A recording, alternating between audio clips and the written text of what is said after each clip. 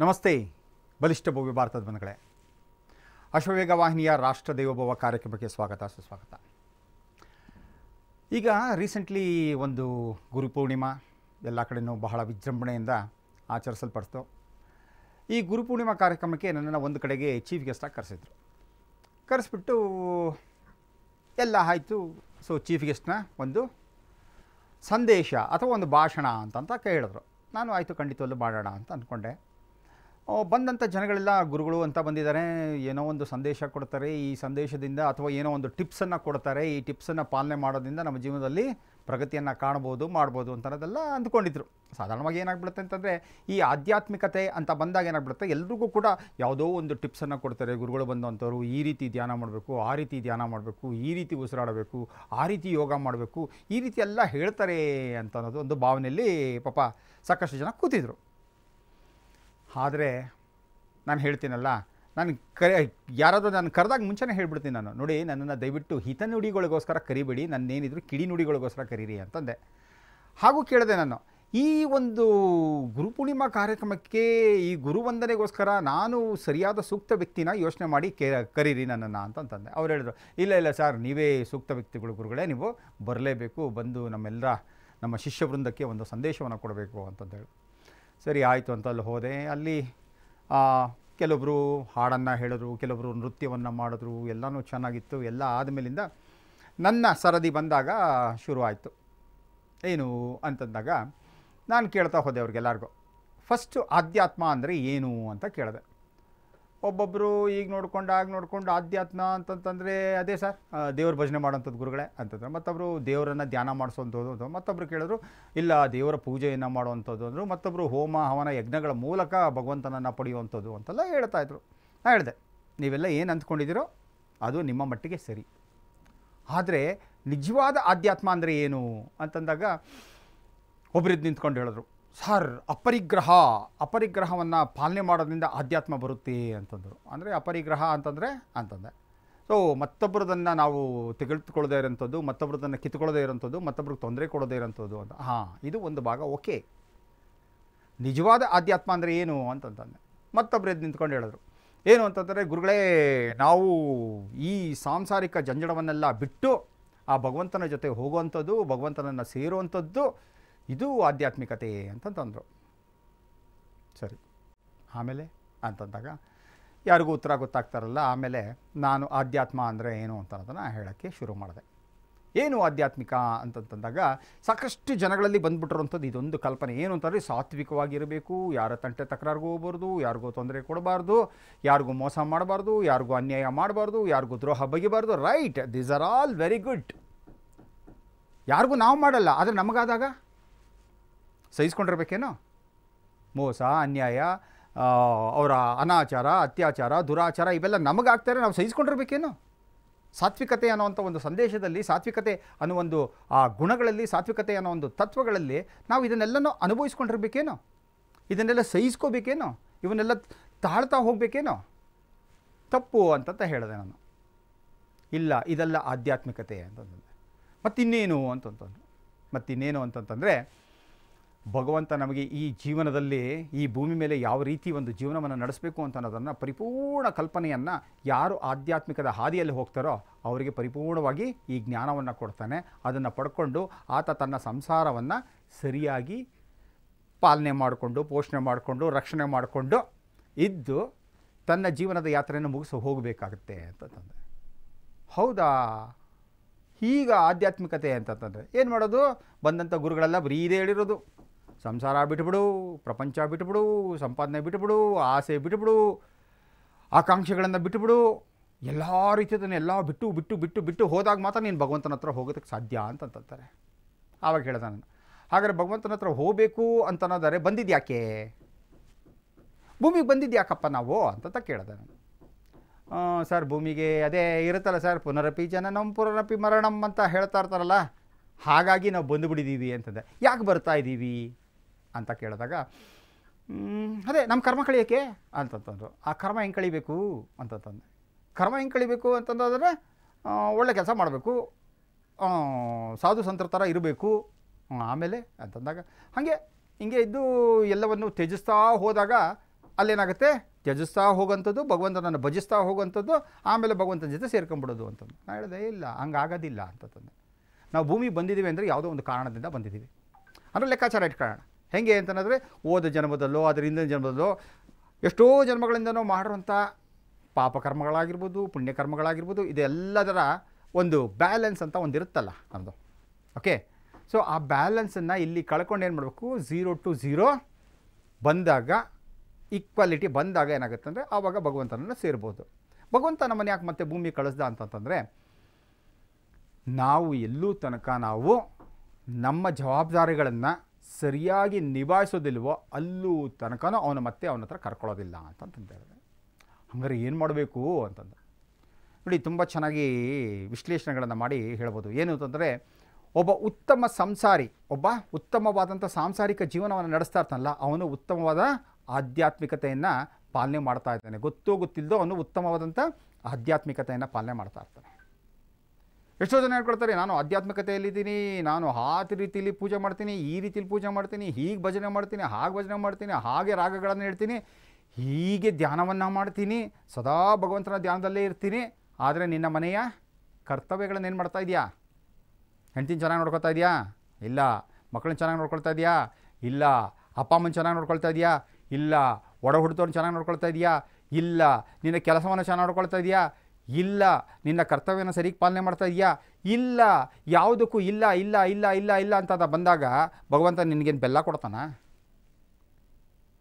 ಹೇಳಿ. ನಮ್ಮ ಪಾಲಿಗೆ ಬಂದಂಥ ಜವಾಬ್ದಾರಿಗಳನ್ನು ನಾವು ಸರಿಯಾಗಿ ನಿಭಾಯಿಸದೆ ಭಗವಂತನನ್ನು ಧ್ಯಾನ ಮಾಡಿಕೊಂಡು, ಭಗವಂತನನ್ನು ಪೂಜೆ ಮಾಡಿಕೊಂಡು, ಭಗವಂತನನ್ನು ಸೇರ್ಕೋಬೇಕು ಅಂತಂದಾಗ ಭಗವಂತ ಒಪ್ತಾನೇನೋ? ಭಗವಂತ ಹಾಗೆ ಕಳಿಸಿರೋದೇನಕ್ಕೆ ನಮಗೆ? ನಮ್ಮ ಕರ್ತವ್ಯಗಳನ್ನು, ನಮ್ಮ ಕೆಲಸ ಕಾರ್ಯಗಳನ್ನು ನಾವು ಪರಿಪೂರ್ಣವಾಗಿ ಜವಾಬ್ದಾರಿಯುತವಾಗಿ ಎಲ್ಲವನ್ನು ನಿಭಾಯಿಸಿಕೊಂಡು, ಎಲ್ಲವನ್ನು ನಡೆಸಿಕೊಂಡು ಬಂದಂಥ ಕರ್ತವ್ಯವನ್ನು, ದ ವರ್ಕ್ ಈಸ್ ವರ್ಷಿಪ್ ಅಂತ ಹೇಳ್ತಾರಲ್ಲ, ಆ ರೀತಿ ಕೆಲಸ ಕಾರ್ಯಗಳನ್ನು, ನಮಗೆ ಇರುವಂಥ ಜವಾಬ್ದಾರಿಗಳನ್ನ ಎಲ್ಲವನ್ನು ಕೂಡ ನಾವು ಪರಿಪೂರ್ಣವಾಗಿ ಪೂರ್ಣಗೊಳಿಸಿದಾಗ ಮಾತ್ರ ಭಗವಂತ ನಮ್ಮನ್ನು ಏನು ಮಾಡ್ಕೊತಾನೆ? Yes, you have done your duty, you have completed your task, now it is time to come near to me or come to me ಅಂತಂಥೇಳಿ ಕರ್ಕೊಳ್ತಾನೆ. ನಾವು ಇದನ್ನೆಲ್ಲ ಬಿಟ್ಟುಬಿಡ್ತೀವಿ, ಇರೋ ಜವಾಬ್ದಾರಿಗಳನ್ನೆಲ್ಲ ಬಿಟ್ಟುಬಿಡ್ತೀವಿ. ಸದಾ ಈಸಿ ಕೆಲಸ ಅಲ್ವಾ ಭಗವಂತನನ್ನು ಧ್ಯಾನ ಮಾಡೋವಂಥದ್ದು, ಭಗವಂತನ ಪೂಜೆ ಮಾಡೋಂಥದ್ದು ಎಲ್ಲ. ಭಗವಂತ ಹೇಳ್ತಾ ಇರ್ತಾನೆ, ಅಯ್ಯೋ ನನಗೆ ಎಸ್ಕತ್ರ ವಿಶೇಷವಾಗಿ ನೀನು ಯಾವ ಸಮಯವನ್ನು ಕೊಡೋದು ಬೇಕಾಗಿಲ್ಲ. ಮಾಡುವಂಥ ಕೆಲಸ ಕಾರ್ಯಗಳಲ್ಲಿ ನಿಷ್ಠೆಯಿಂದ, ನಿಯತ್ತಿನಿಂದ, ಎಲ್ಲರಿಗೂ ಒಳ್ಳೆಯದಾಗಲಿ ಅನ್ನೋ ಒಂದು ಮನೋಭಾವದಿಂದ ನೀನು ಕೆಲಸ ಕಾರ್ಯಗಳನ್ನು ಮಾಡ್ತಾ ಹೋಯ್ತಂತಂದರೆ ನೀನು ನನ್ನನ್ನು ನೆನೆಸ್ಕೊಳ್ತಾನೆ ಇರ್ತೀಯ ಅಂತ ಅರ್ಥ ಆಯಿತು. ಸೊ ನೀನು ನನ್ನನ್ನು ಭಜಿಸ್ತಾ ಇರ್ತೀಯ ಅಂತ ಅರ್ಥ ಆಯಿತು. ಸೊ ಒಳ್ಳೆ ಉತ್ತಮ ಕಾರ್ಯಗಳನ್ನು ಮಾಡೋದ್ರಿಂದ ನಿನಗೆ ಫಲಗಳು ಭುಜಿಸ್ತಾ ಇರ್ತೀಯ ಅಂತಲೂ ಅರ್ಥ ಆಯಿತು. ನೀ ಅದನ್ನೆಲ್ಲ ಬಿಟ್ಟು ಆಧ್ಯಾತ್ಮಿಕ ಅನ್ನುವಂಥ ಒಂದು ವಿಚಾರದಿಂದ ಏನು ಮಾಡ್ತಾ ಇರ್ತೀಯ? ನೀನು ಮಾಡಬೇಕಾಗಿರೋ ಕೆಲಸಗಳನ್ನ ಯಾವುದೂ ಮಾಡೋದಿಲ್ಲ. ಮಾಡಬಾರ್ದ ಕೆಲಸಗಳನ್ನೆಲ್ಲ ಮಾಡ್ಕೊಂಡು ಏನು ಮಾಡ್ತೀಯ?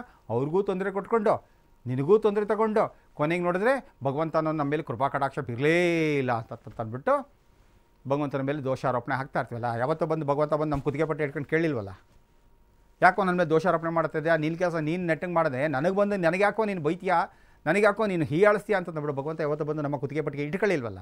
ಅದಕ್ಕೋಸ್ಕರ ನಾವು ಬೈತಾ ಇರ್ತೀವಿ ಅಲ್ವಾ? ಸೊ ಹಾಗಾಗಿ ನಾನು ಹೇಳ್ತಾ ಇರ್ತೀನಿ ಅಂದರೆ, ನಿಜವಾದ ಆಧ್ಯಾತ್ಮಿಕತೆ ಅಂತನಾದರೆ ಉತ್ತಮ ಸಂಸಾರಿಯಾಗಿ ಅಥವಾ ಯಾವುದೇ ಪಾತ್ರವನ್ನು ವಹಿಸಿದ್ರೂ ಕೂಡ ಆ ಪಾತ್ರಕ್ಕೆ ನ್ಯಾಯವನ್ನು ಒದಗಿಸೋ ರೀತಿಯಲ್ಲಿ ಮಾಡ್ತಾ ಹೋಗ್ತಾನಲ್ಲ, ಅದೇ ನಿಜವಾದ ಆಧ್ಯಾತ್ಮ, ಆತನೇ ನಿಜವಾದ ಯೋಗಿ ಅಂತ ಹೇಳ್ಬೋದು ಅಲ್ವಾ? ಸೊ ಇದನ್ನು ಮಾಡಬೇಕದು. ಎಷ್ಟೋ ಜನ ಅಂತ ಹೇಳ್ತಾರೆ, ಸ್ವಾಮಿ ವಿವೇಕಾನಂದ ಬಹಳ ಚೆನ್ನಾಗಿ ಹೇಳ್ತಾ ಇರ್ತಾರೆ, ನಮ್ಮವ್ರಿಗೆಲ್ಲ ಈ ಆಧ್ಯಾತ್ಮಿಕತೆ ಅನ್ನೋ ಒಂದು ಈ ಒಂದು ಕಲ್ಪನೆ ಬಂದ್ಬಿಟ್ಟಿದೆ.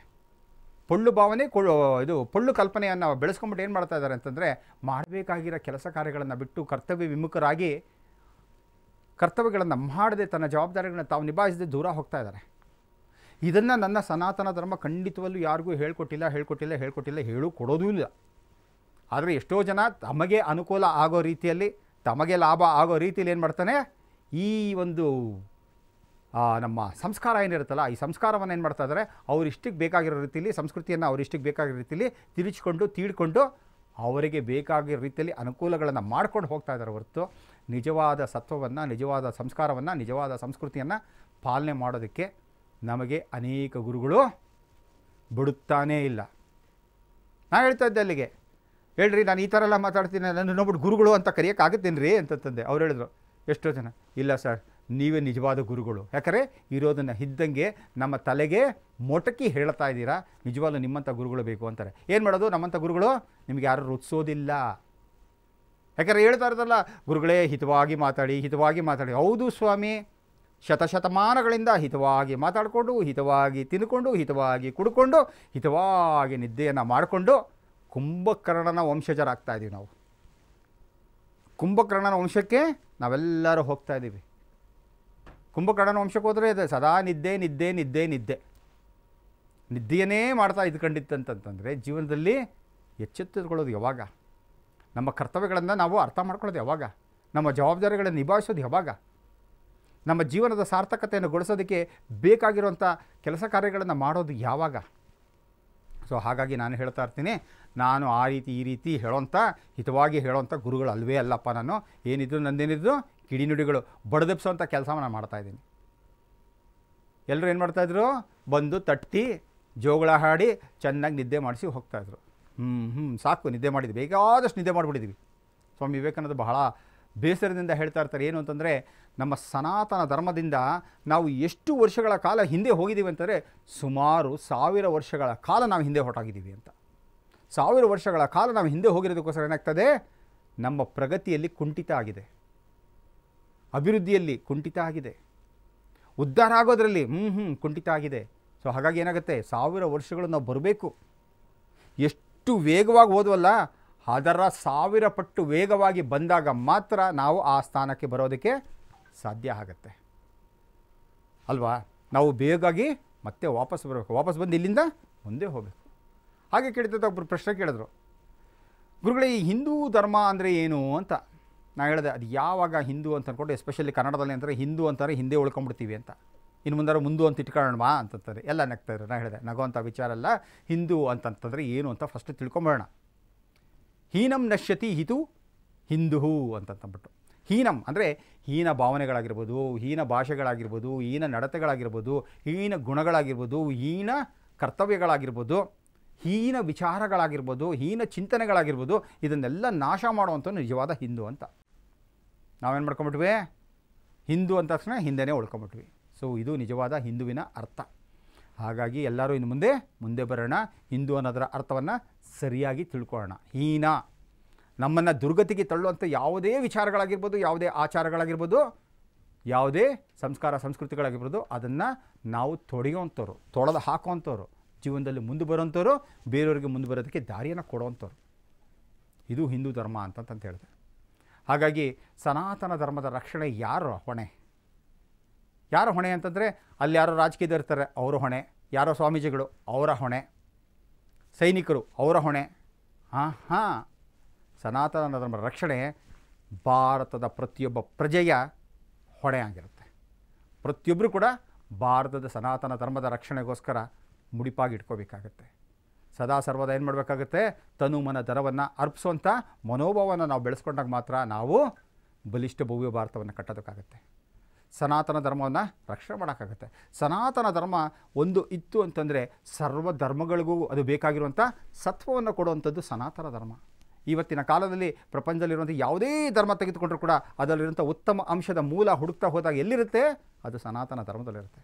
ಯಾಕಂದರೆ ವೇದಗಳು ಬಂದಿರುವಂಥದ್ದು ಮೊದಲನೇ ಸ್ಕ್ರಿಪ್ಟ್ಸ್ ಅಂತ ಹೇಳ್ತಾ ಇರ್ತಾರೆ. ಇಡೀ ಪ್ರಪಂಚದಲ್ಲಿ ಒಪ್ಕೊಂಡಿದ್ದಾರೆ, ವೇದಗಳೇ ಅತ್ಯಂತ ಪ್ರಾಚೀನವಾದಂಥ ಸ್ಕ್ರಿಪ್ಟ್ಸು. ಯಾರಿಗೆ, ಒಬ್ಬ ಮನುಷ್ಯ ಜೀವನದಲ್ಲಿ ಹೇಗಿರಬೇಕು ಹೆಂಗಿರಬೇಕು ಅನ್ನೋದನ್ನು ತಿಳಿಸ್ಕೊಡೋದಕ್ಕೆ ಇರುವಂಥದ್ದು ವೇದಗಳು ಒಂದೇ.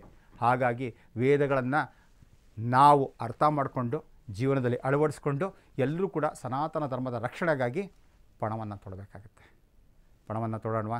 ಎಲ್ಲರೂ ಕೂಡ ಬಲಿಷ್ಠ ಭವ್ಯ ಭಾರತ ನಿರ್ಮಾಣ ಮಾಡೋದಕ್ಕೆ ನಮ್ಮ ಸನಾತನ ಧರ್ಮದ ರಕ್ಷಣೆಯನ್ನು ನೀವು ಹೊತ್ಕೊಂಡಾಗ ತಾಯಿ ಭಾರತಿ ನಮಗೆ ಬೇಕಾಗಿರುವಂಥ ಶಕ್ತಿ, ಸಾಮರ್ಥ್ಯ, ಜ್ಞಾನ, ವಿವೇಕ, ವೈರಾಗ್ಯವನ್ನು ಕೊಡ್ತಾಳೆ. ಹಾಗಾಗಿ ಎಲ್ಲರೂ ಕೂಡ ಒಟ್ಟಾಗಿ ಬಲಿಷ್ಠ ಭವ್ಯ ಭಾರತವನ್ನು ನಿರ್ಮಾಣ ಮಾಡೋಣ. ರಾಷ್ಟ್ರ ದೇವೋಭವ ಈ ಕಾರ್ಯಕ್ರಮವನ್ನು ನೋಡಿಕೊಂಡು ಇದನ್ನು ಜೀವನದಲ್ಲಿ ಅಳವಡಿಸ್ಕೊಳ್ತಾ ಹೋಗೋಣ. ಜೈ ಭಾರತಾಂಬೆ, ಜೈ ಕನ್ನಡಾಂಬೆ, ಜೈ ಹಿಂದ್.